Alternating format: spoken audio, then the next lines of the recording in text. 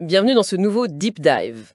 Aujourd'hui, on va explorer une initiative étudiante assez intéressante dans le milieu médical, le Vasa Vasorium Club Med ou VV Club. On a une présentation sous les yeux, alors notre mission, essayer de comprendre ce projet.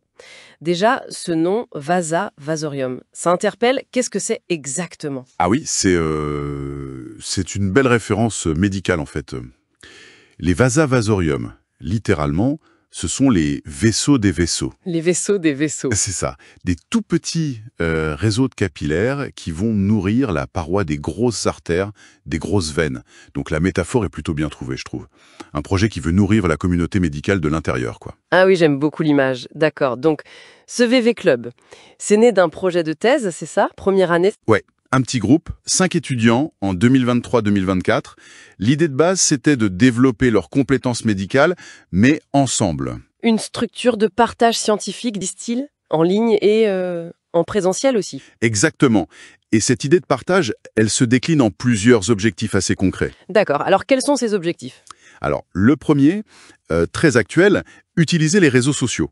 Mais pas juste pour balancer de l'info. C'est-à-dire?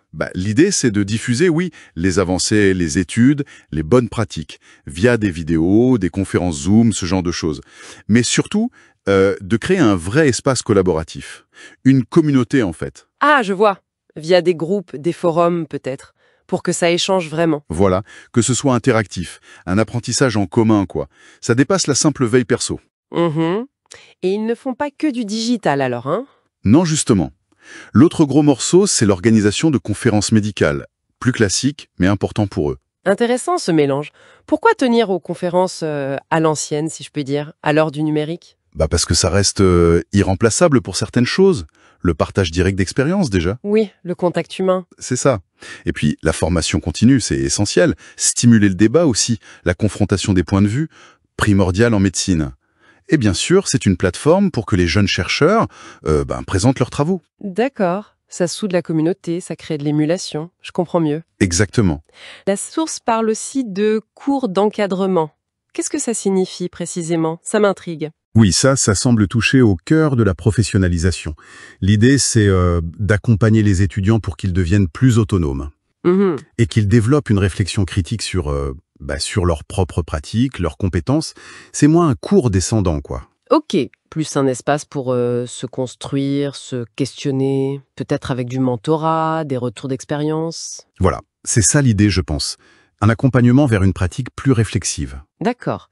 Et visiblement, ils ne veulent pas rester dans leur coin. Il y a une volonté de partager avec d'autres universités? Ah oui, c'est un point fort de leur projet. Ils veulent vraiment dépasser les murs de leur faculté. Et comment ils comptent faire ça? Parce que c'est souvent compliqué, non? Oui, c'est ambitieux. Leur approche est multiple.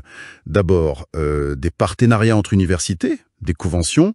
Ensuite, une plateforme en ligne dédiée justement pour ce partage interfaculté, forums, blogs, ressources communes. D'accord. Créer un espace virtuel commun. C'est ça. Et puis, promouvoir une culture du partage, organiser des groupes d'études mixtes, virtuels ou même physiques, et même échanger sur les bonnes pratiques pédagogiques entre facs. Donc oui, une vraie volonté de décloisonner. C'est assez impressionnant pour une initiative étudiante quand même.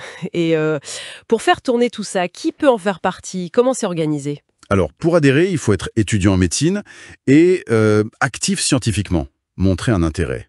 Et un point important, ils visent la diversité géographique, de genre, d'origine. Ils ont un formulaire d'adhésion, apparemment. Et la structure interne? Assez classique, mais structuré. Un président pour représenter, animer, gérer. Un vice-président pour l'assister, un secrétaire pour tout ce qui est administratif, la com interne, et puis un poste de communicateur dédié à la stratégie de com externe aux relations publiques. Ah oui, c'est pensé. Oui, et enfin, un comité de recherche scientifique, donc une organisation qui semble quand même bien calibrée pour leurs objectifs. Bon, si on résume. Ce VV Club, c'est une initiative étudiante sacrément dynamique qui mélange habilement le numérique et le présentiel, le moderne et le traditionnel. Tout à fait. Avec ce slogan qui dit bien les choses, cultiver le savoir médical et contribuer à former une nouvelle génération de professionnels bien informés et collaboratifs. C'est vraiment ce côté collaboratif qui ressort. Oui, absolument. Ce qui est fascinant, je trouve, c'est cette énergie étudiante qui cherche à créer des ponts, entre eux, bien sûr, mais aussi avec les profs, les pros, et surtout entre les universités elles-mêmes. Mhm. Et ça soulève une question intéressante pour l'avenir, non? Face à ce genre d'initiative bottom-up portée par les étudiants et facilitée par le numérique, comment est-ce que les institutions, les facultés de médecine plus traditionnelles peuvent évoluer? Comment intégrer ou même s'inspirer de ce partage plus collaboratif, plus décloisonné du savoir? C'est une excellente question pour conclure. Comment les structures établies peuvent-elles s'adapter ou même encourager ce type de dynamique? Ça laisse matière à réflexion.